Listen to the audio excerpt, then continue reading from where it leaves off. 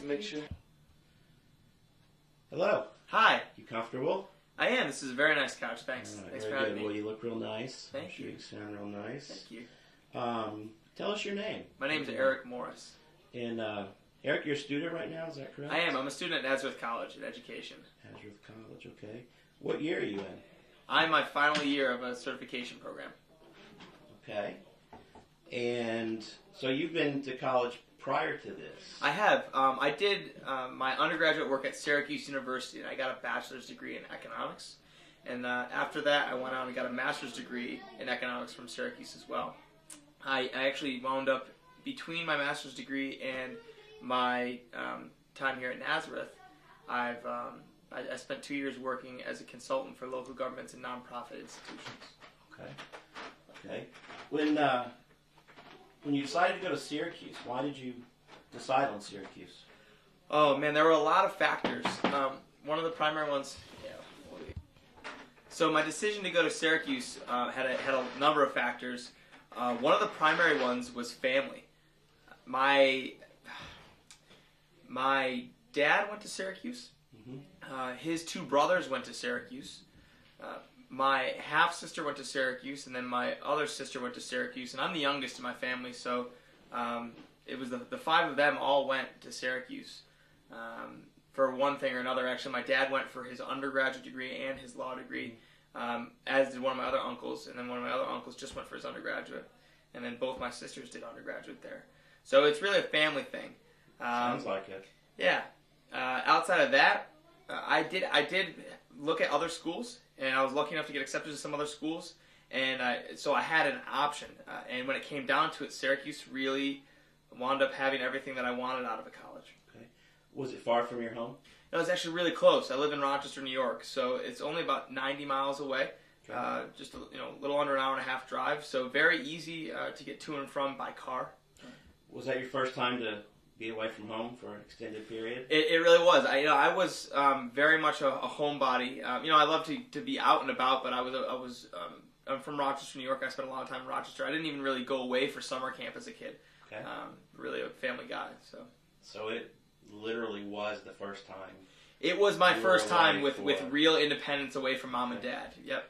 So how'd you feel about that, being away from home? Was that an easy transition for you? Yeah, I was very excited about it. Being the youngest of a few siblings, I was able to hear what they were doing and talk with them and go visit them at college. So I understood some of the intricacies about getting yourself up out of your dorm and going to class and finding dining halls and things like that. So my sisters really did a lot of the learning for me, and I tried to follow what they did. So when you got to college, did you react to the responsibility well then? Were you ready? Well, that's a loaded question, right? There's a lot of responsibility that comes with it, and I'd say some of the responsibilities I handled very well and some I handled poorly. Being there, I was there on scholarship, so my grades were a priority, and I got a lot of pressure from my parents to keep those grades up because they didn't, it was that threat loomed of not having that money there. So the grades were one piece of responsibility. Another piece of responsibility is the social responsibility, and that being my first time away from home and having an older sister on campus, I definitely enjoyed my independence, and sometimes, too much. Sometimes I did miss a class, and sometimes I felt through on obligations because I was too wrapped up in a social environment. But when it came down to it, I got smarter as I went along. Freshman year, I was the least responsible, and by senior year, I was probably scarily responsible for a senior in college. But I'm glad the transformation went the way it did. So I just want to clarify, because you mentioned that you were responsible in one area and not so responsible in another. Sure. So you're responsible when it came to your grades? I tried to keep on my grades as much as possible. Where I was irresponsible, I should clarify, it was probably that I skipped out on some opportunities of things that I probably could have gotten involved in, academically, really. I wound up dropping the honors program at Syracuse, which didn't affect my academic standing other than the fact that I missed out on some really cool opportunities for guest speakers, for luncheons with deans and faculty, and research opportunities. And that was probably a little pig-headed of me because I was more interested in exploring clubs, fraternities, sports. I figured that my classes, my 15 credits a semester, that was enough academics for me, and I didn't need to be doing extra academics. And when I look back on it, I can't say that I regret the experience because I really am glad that I've done everything that I've done, but given a second opportunity, I might entertain that option a little bit more of sticking with that and pursuing the academic diversity there. Okay. So when you look back at it now, do you think you were ready for college? Again, what a loaded question, man. I think that in many ways I was ready for college. I was lucky with the high school education I got. I went to a good public school in the area, and they put a lot of emphasis on college preparation, on having their students take as many AP courses as possible, whether they were ready for them or not. I'll say that I was definitely not prepared for some AP courses I took. As such, I didn't get the grades on the exams that I wanted to, and I didn't get credit for it, but I did get a lot of credit for other exams, and that helped me in school. First of all, it got some credits out of the way so I could explore academically what I wanted to do, and second of all, it also got me ready for some of the college workload. Okay. Writing was a huge thing. Okay. Work outside of class was a huge thing. Socially, I'd have to say having an older sister on campus really helped me. She showed me the ropes in that way. When you say writing and work, writing in college was a huge thing? In high school? Yeah, I should clarify.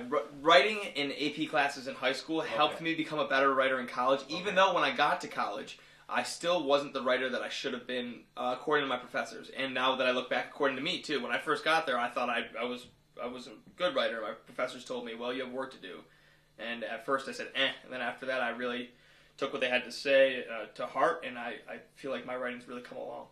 Was there a particular teacher in high school that probably did the most to help you prepare? And if so, what did he or she I can think of a few teachers. I'll use one as an example. My AP American History teacher was very involved in my life at school. He was a sports coach. He was a sports coach.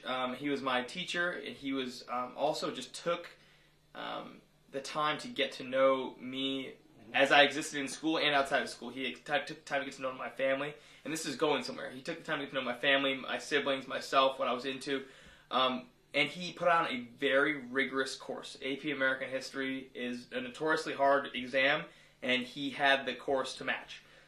He assigned a lot of homework, and the in-class discussion was rigorous, and he expected that it all to be done and very well. And when you didn't meet his expectations, he let you know. And when I wasn't meeting his expectations, not only did he inform me, but he tracked down my parents and he let them know very in plain language that what I needed to do. Not necessarily, oh, he's letting me down, but he is lacking in this area, this area, and this area, and he needs to get, improve in those areas. And having someone with high expectations like that, that really helped me prepare for college, because college professors have very high expectations of their students in general. So, did all of your teachers know you were planning on going to college? I think they all did. I think they all knew that my sister was an academic all-star, and I think they figured if I followed behind her, I wasn't as good a student as her, but if I followed behind her, I should be going to college too. And coming from the school I come from, I'd say I don't know the exact number, but my guess would probably be about 80% of kids are going on to some sort of post-secondary education. So it's pretty safe expectation on the part of teachers. Did you ever think you might not go to college, or did you always never even crossed my mind? And now that I look back, I mean, I know we're running out of time here in this interview, but now that I look back, it's kind of funny because actually I wasn't really quite sure the purpose of college when I was going into it. And that might be something that we can elaborate on later, but I knew that I was going to college. I had to go to college. It's just something I did. It's something everyone in my family had done, something everyone in my school was doing, and it was just the next step for me. And looking back on it, I think that the purpose could have been clarified more. Now I understand it, but now you're seeing the product of this by me having gone through with a graduate education and returning back to school for career change. So two more questions, sure, Rick, before we finish.